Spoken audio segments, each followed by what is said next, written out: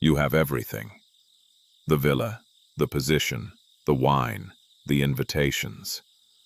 You have spent 40 years acquiring these things, and you are very good at keeping them. Today, you are the editor of the games. 20,000 people will watch you raise your hand. One man will live or die by your thumb. You have done this before. It has never been difficult. You know exactly what the crowd wants, and you have always given it to them. Today will be the same. Today will not be the same. Before we begin, this is the story of the man in the box. You have seen him before, if you have read the other stories from this day. He was there in the arena, in the editor's box above the main entrance, a fat and expensively dressed man who raised his hand and gave the signal. And the crowd roared. He was a detail in someone else's story, a silhouette, a function. He is not a function.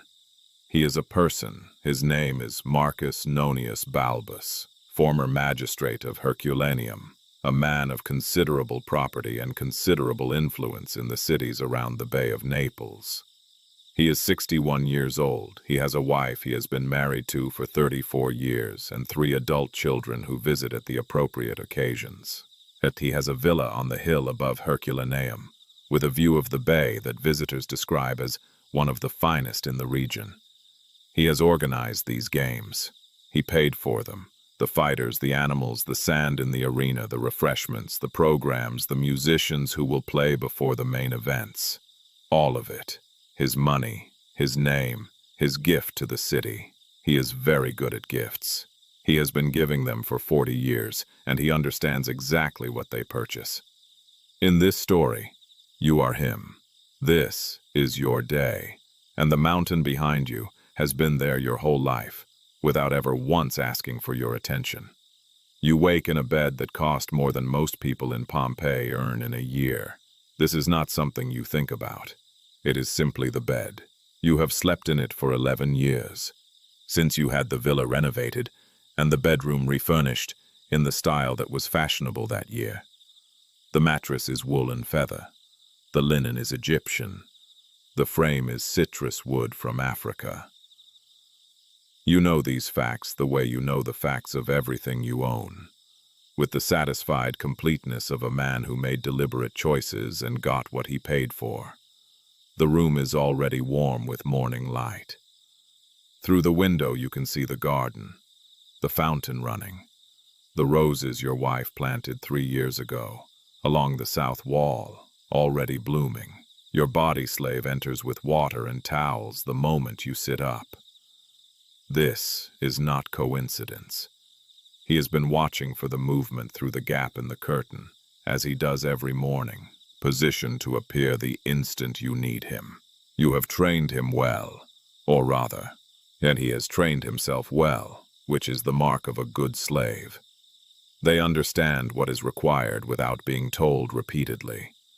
You wash, you dress. The toga is the formal one, the one with the broad purple stripe that marks your rank, because today is a public day. Today 20,000 people will see you in the editor's box, and the toga must be exactly right. Your wife appears in the doorway as you are having the toga arranged. She looks at you the way she has looked at you for 34 years, with the expression of a woman who knows everything about you and has made a long peace with most of it. You look well, she says. I always look well, you say. She smiles. It is an old joke between you, or not a joke exactly, a fact delivered in the tone of a joke. You do always look well. You have worked at it. Everything in this room was chosen. Everything in this house was chosen. The bed, the linen, the roses, the slave who watches through the curtain. You have spent 40 years building a life that looks exactly the way a life of your standing should look. And it does. It looks exactly right. This is your greatest achievement and your most constant preoccupation. You eat on the terrace. The terrace faces the bay, and the view this morning is extraordinary. The water flat and brilliant, the far coast clear, Vesuvius in its usual place against the sky. You have eaten on this terrace 1,000 times, and the view has never diminished. This is one of the things money buys that you genuinely value, a view that does not get old. The food is what you eat every morning, bread from the best bakery in Herculaneum, honey from your own bees, fruit from the garden, eggs prepared by the cook in the way you specified years ago, and which have been prepared identically every morning since. Consistency is a form of luxury, the ability to have the same excellent thing every day without effort or negotiation. Your secretary arrives as you are finishing. A freedman, formerly your slave, now employed and paid, which suits you both. He has been managing your correspondence and appointments for 14 years, and he carries in his head a map of your obligations and relationships that would take pages to write down. He gives you the day's schedule. The morning meeting with the Council of Games organizers, a brief stop at the temple to make the appropriate offering, lunch with 2 colleagues whose support you are cultivating for a matter before the town council next month, then the games in the afternoon, then a dinner at your house for 12 guests. A full day, you say. They usually are, he says, which is true. You look at the bay, the morning light on the water, Vesuvius behind the opposite shore, its familiar shape, its permanent presence. You have lived in its shadow your entire life. You have never thought much about this. That a mountain is a mountain. It is there and you are here, and the view includes it, and the view is beautiful. This is all it has ever been. The things that have always been there are the hardest to see. They become part of the background, part of what the eye moves past on its way to the things that are new or interesting or demanding of attention. You have looked at that mountain 10,000 times. You have never actually looked at it. The Games Council meets in the Basilica at the Forum. There are 7 of you around the table, the men who have organized and funded the day's events. Wealthy men, all of them, the kind of men who appear in the public records of this city as donors and benefactors and holders of office. You know all of them. You have known some of them for decades. You know their ambitions and their weaknesses and the particular ways in which each of them needs something from you and you need something from them. This knowledge is your primary asset, more valuable than the property, more reliable than the political appointments. The understanding of what people want and what they fear, and how those 2 things can be arranged to your advantage. You have been building this understanding your entire adult life, and it is now so comprehensive and so instinctive that you barely notice it operating. The meeting is brief. The arrangements are in order. The program is confirmed.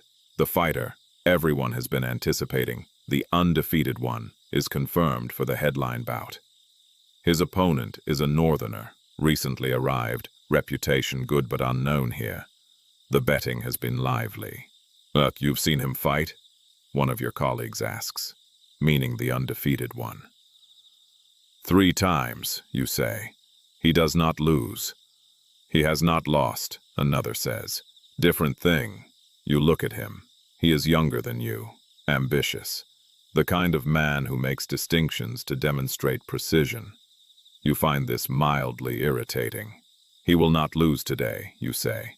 I have wagered accordingly. Laughter around the table. The matter is settled. The afternoon will go as expected. Power is largely the management of expectations. You set them, you meet them, and in the meeting of them, you demonstrate that you are the kind of man who can be relied upon to set expectations correctly. This reputation, built over 40 years, is why people come to your dinners and support your proposals and laugh at your certainties around tables like this one. You stop at the Temple of Jupiter on the way to lunch. This is routine. Before public events of significance, you make the appropriate offering, not because you are particularly devout. You are not particularly devout. But the gods are part of the public architecture of Roman life, and a man of your position maintains the architecture. The offering is a form of statement. I acknowledge what is owed. I fulfill my obligations. I am the kind of man who does these things correctly. The priest receives you with appropriate deference.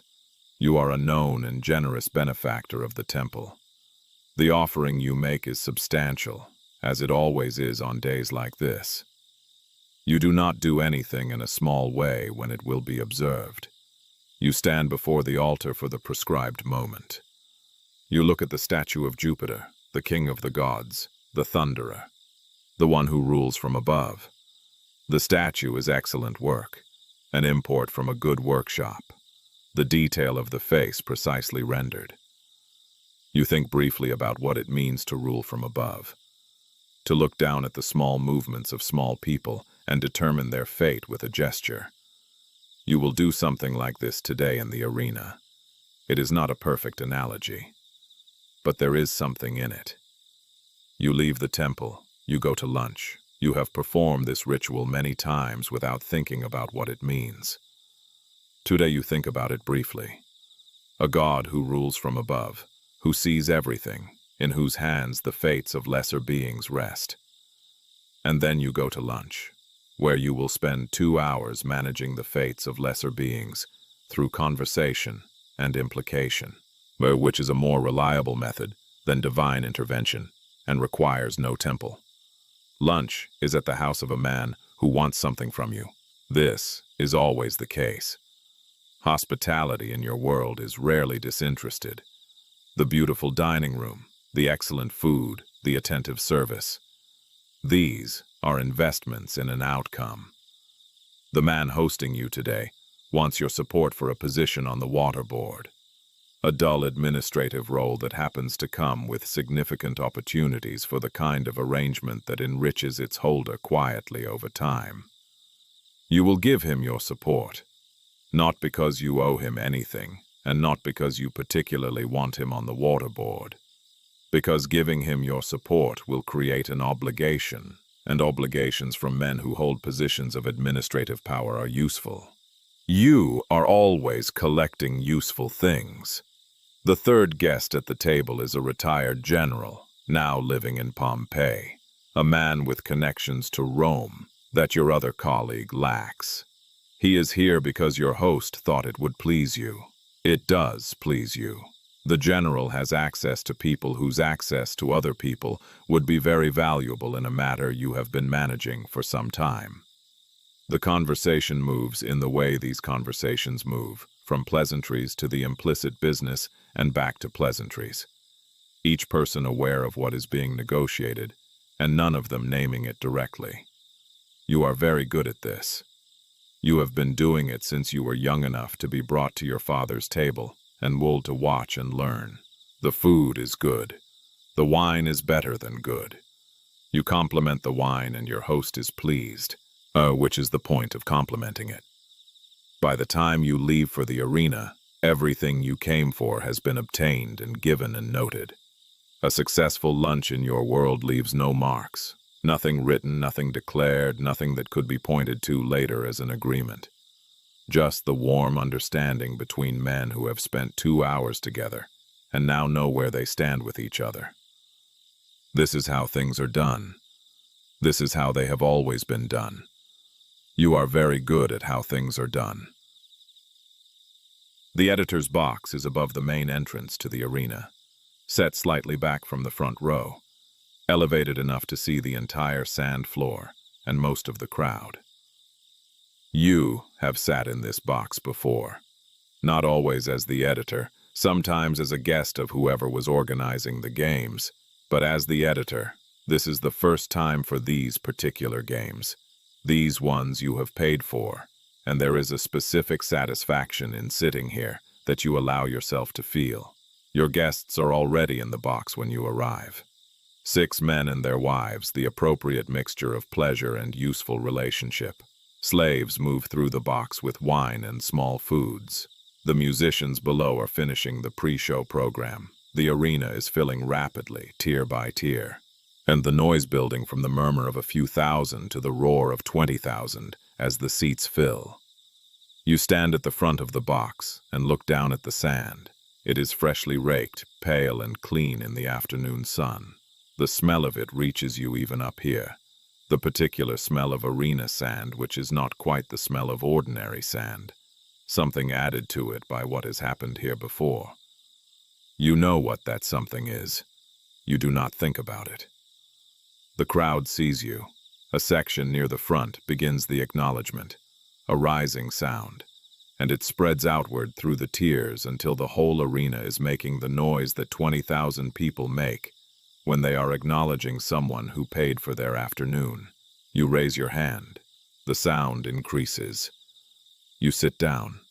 You accept a cup of wine. This is what it costs to be loved by a city. Not love exactly. Something more transactional. Admiration purchased by expenditure. Gratitude for the spectacle. The warm feeling that flows from the crowd toward the man in the box who provided it.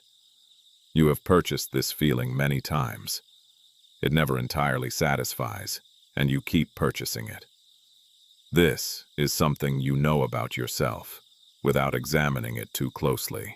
The preliminary bouts are not the point. You watch them with the practiced attention of a man who understands what he is supposed to be interested in and performs that interest correctly. Two pairs of fighters, competent and unremarkable, doing what competent and unremarkable fighters do. The crowd is warm but not roaring. They are waiting. Your guests are animated. The man to your left, the retired general, and has opinions about fighting style that he shares with enthusiasm. His wife listens to him with the expression of a woman who has heard these opinions many times. You listen with the expression of a man who finds them interesting, which you do not, but which costs you nothing to perform. The wine is from your own cellar, brought over this morning. A Falernian, 15 years old, the kind of wine that makes people stop mid-conversation to remark on it. 3 of your guests have already remarked on it. You accept the compliments with appropriate modesty. The wine is excellent. You know it is excellent. You selected it to be excellent. Between bouts, you scan the arena. The crowd, the tiers, the sections of the city arranged around the sand in their social strata, the wealthy close and the less wealthy rising toward the back. Pompeii arranged around this oval the way it arranges itself everywhere, by who has what. You see faces you know. A nod here, a raised hand there, the constant maintenance of a public person's relationships. Even here, watching fighters, you are working. You are always working. This is not a complaint. This is simply what your life is. You built this life deliberately. Every choice pointed toward here. This box, this city, this position, this wine, these guests, this view of the sand. You are 61 years old, and you are exactly where you aimed to be. Some people reach where they aimed and find it smaller than they expected. You have not found it smaller. You have found it exactly the size it looked from a distance, which is its own kind of satisfaction. When the undefeated fighter enters the arena, the sound changes. You have heard crowds before. You have been in this arena and arenas like it many times. You know the sound of a crowd that is pleased, and the sound of a crowd that is excited, and the sound of a crowd that is doing something more than both of those things. This is the third sound. 20,000 people who have been waiting for this, who have told each other about this fighter, who have come today specifically because of this fighter, all of them arriving at the same moment simultaneously.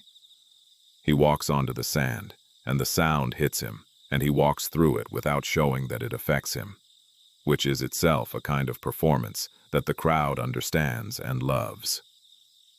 He does not play to them. He does not raise his arms or gesture or milk the moment. Yet he simply walks to the center and stops and looks up at the box. At you. You raise your sword hand in acknowledgement. The crowd surges. He returns the gesture, brief and formal, and turns to face the gate, through which his opponent will enter. Your guest to the left leans towards you. Extraordinary presence, he says. He wins, you say. That is what gives a man presence in an arena. The opponent enters from the far gate. A northerner bigger than the undefeated one, moving differently. The style of a fighter trained elsewhere. The crowd reads him correctly. A worthy opponent, not a pushover. Someone who will make the main event worth the anticipation. The sand between them is perfect. Clean. Waiting. You paid for this. The sand, the fighters, the gate, the roar of 20,000 people. You are 61 years old, and you are sitting above all of it, with excellent wine, and the gratitude of a city, and a view that money bought, and the power to decide what happens to the man who loses. You have everything. You are aware of having everything, somewhere below the awareness, too quiet to name. There is a question about what everything is worth. You watch the fight with genuine attention. This surprises some people who assume that a man in your position watches the games as performance rather than sport. But you have always found the actual fighting interesting. The tactics, the reading of an opponent, the management of energy and timing. There is a kind of intelligence in it that you respect because it resembles, in its structure, the intelligence you use yourself. The reading of situations, the patience, and the knowing when to commit. The undefeated one is doing what he always does, giving ground deliberately, letting the northerner set the pace, reading him.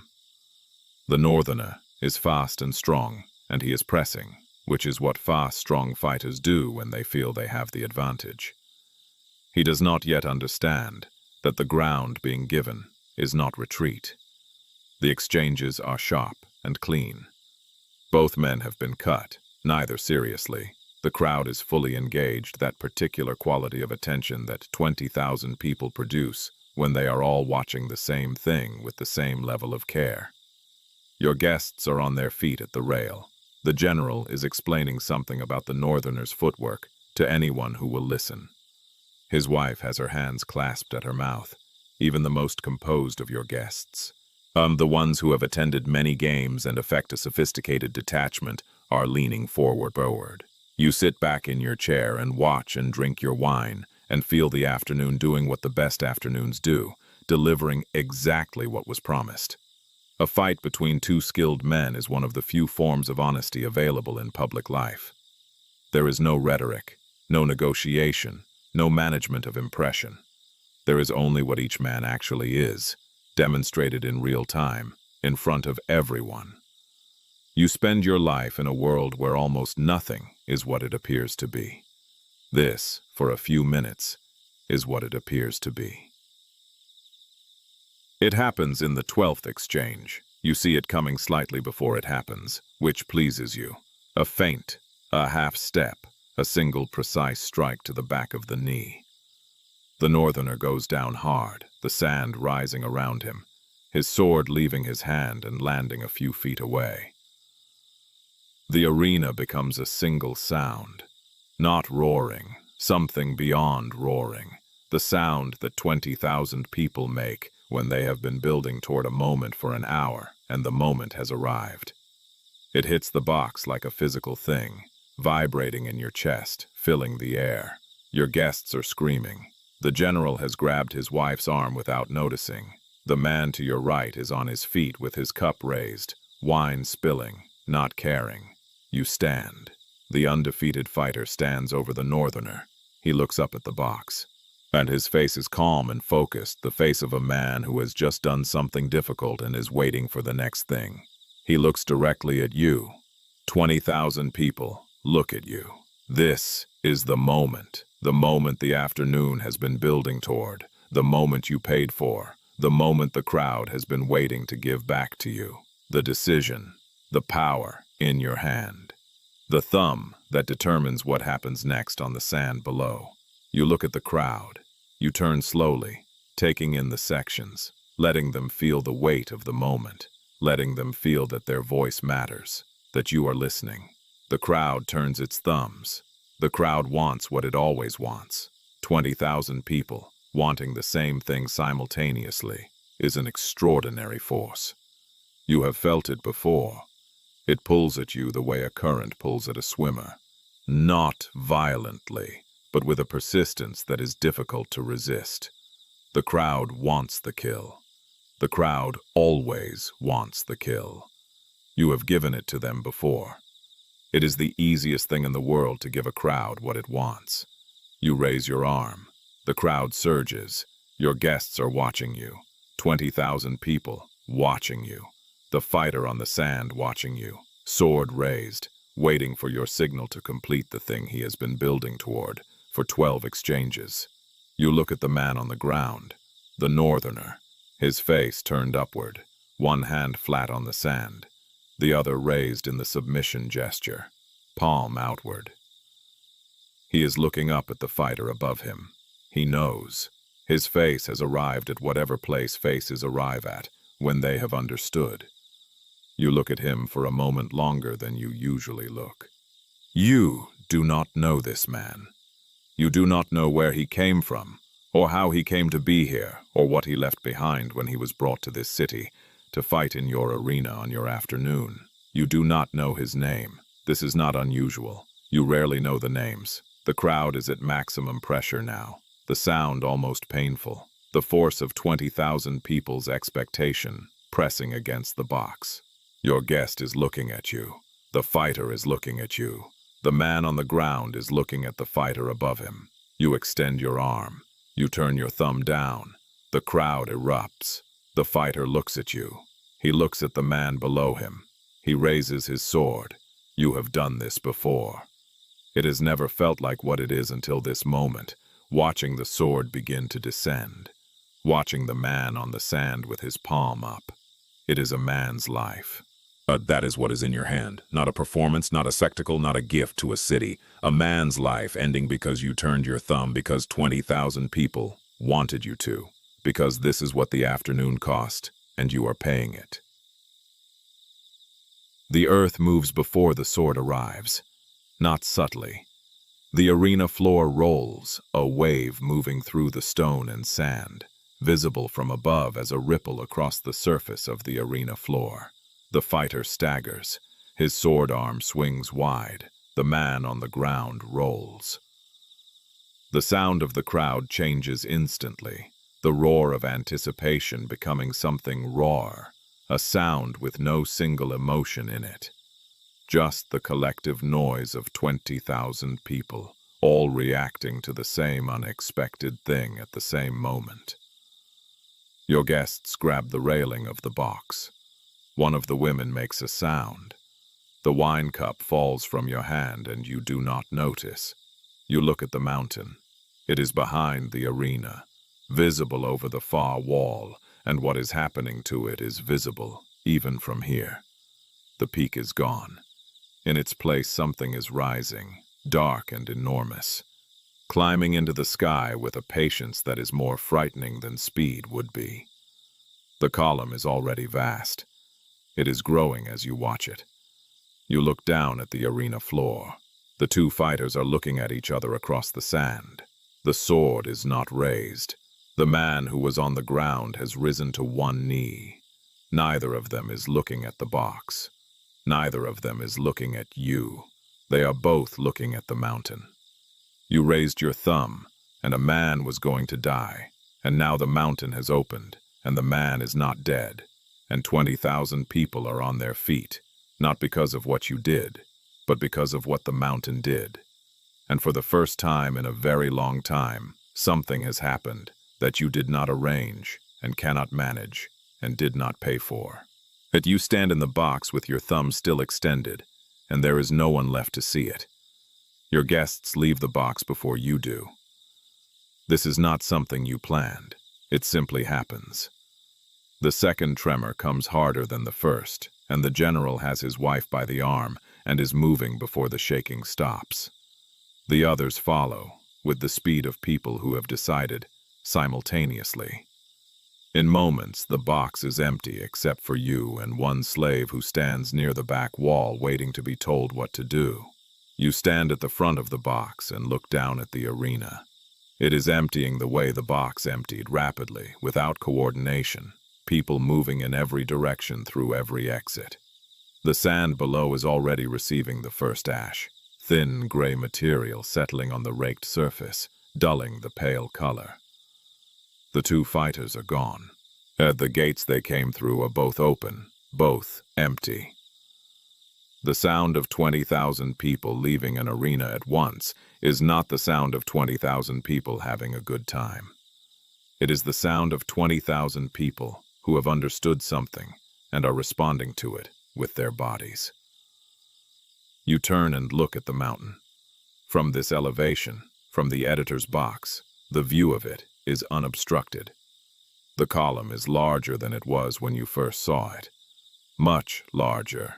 It has spread at the top into a shape that covers a significant portion of the sky to the north and east. The light in the arena has changed. The direct sunlight of the afternoon, replaced by something filtered and wrong, yellowing. The first pumice stone hits the roof of the box, then another, then several. You look at your slave. Come, you say. 40 years of knowing what to do, and how to do it, and when to do it. The meeting, the lunch, the temple, the box, the thumb, a life of management and control, and the correct performance of power. The mountain has not consulted you. The mountain does not know your name. The mountain does not care that you paid for the afternoon. The mountain is doing what it is doing, and you are standing in a box with pumice falling on the roof, and for the first time in 40 years, you do not know what the right move is. You come down from the box into the flow of people leaving the arena. The crowd does not part for you. This is the first shock, small and specific. In the forum, on the street, at public events, people part for you. They know your face and your toga and your position, and the space around you adjusts accordingly. Here, in the streaming exit of a panicking crowd, nobody knows anything except that they need to move. You are pushed, twice, hard, by people who do not see you or see you and do not care. Your slave keeps close beside you. The pumice is falling steadily now, and people hold whatever they can above their heads.